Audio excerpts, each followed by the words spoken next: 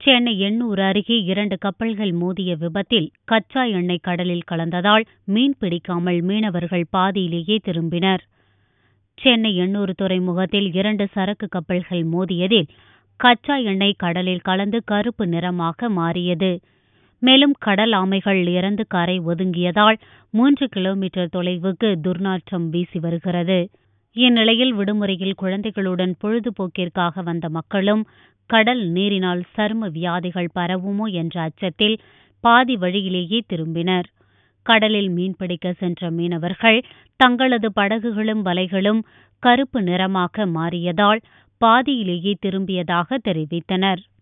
கப்பல்ல இருந்து மொத்த ஆயிலும் வெளியில கொட்டினதுனால கடல் மேல் பகுதி முழுக்க ஆயிலா மிதக்குது.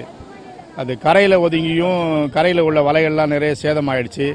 ஏறக்குறைய வழக்கமாக 4000த்துக்கு மேற்பட்டவங்க தொழிலுக்கு போகக்கூடிய சூழ்நிலையில் இன்றைக்கி வெறும் 500 பேர் மட்டும்தான் படகுகள் உள்ளே போயிருக்குது.